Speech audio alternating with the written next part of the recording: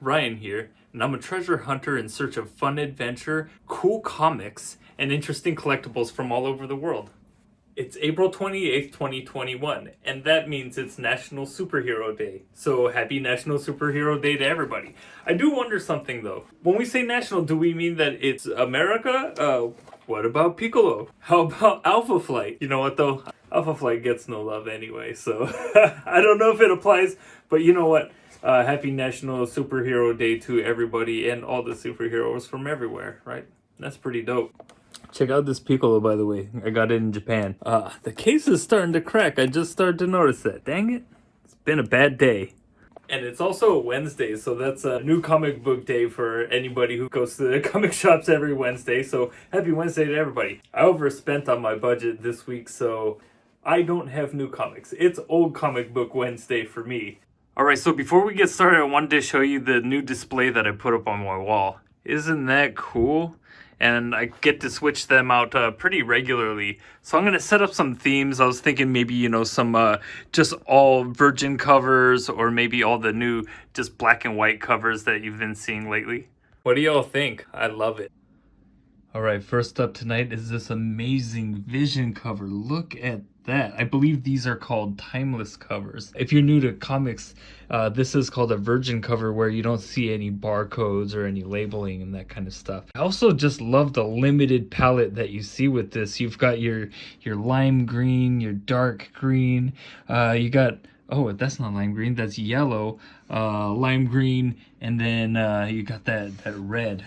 Amazing stuff. So awesome. You know what, I'll start to know the artist's name, so I'll share that in later videos, but this is just incredible stuff. I love this cover. This is gonna look great on my wall.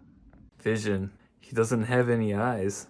Okay, so this is the Amazing Mary Jane #1. What I love about this cover is it looks kind of like an old-timey film. And of course, we've got the clickety-clackety here. And that's an industry term, by the way. Actually, I don't know what that is. Somebody tell me what that is. But it's just a really wonderful looking color. I kind of like that it's got a limited palette, right? A lot of reds, some oranges, some yellow in there. But nothing that really stands out like you get with a lot of other comics where there's just a lot of contrast. And it's because comic characters are, of course, very colorful. What I really like about this is the hair's got so many reds in it, a lot of volume, and then what you see with the curls there is that the Gunsmoke kind of plays with that as well. I think that's such a cool maybe trick. I don't know if the artist intended that, but I really like how that looks. Also, amazing work on the face. So this is a very pretty character, cool dress. Everything about this cover really looks amazing. I also love this border around it. Sometimes you kind of see that things will go beyond that border, and I think just the design of this is so cool. It's gonna look great on my wall. Finally, a really fun cover of the X-Men #245. Hey, when you guys talk about this series, do you call it the Uncanny X-Men? Do you call it X-Men? Do you call it the original series? Let me know. I've been calling it the old series. I've been calling it Uncanny X-Men since I was a little kid. So the coolest thing about this cover is no, not Colossus's face.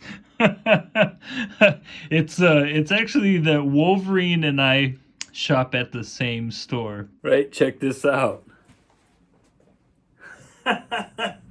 Perfect. I love this. I love when that happens. And then finally, on a more serious note, this is the Far Side. My neighbor Louis from just right across the street here passed away today. He was 93 years old.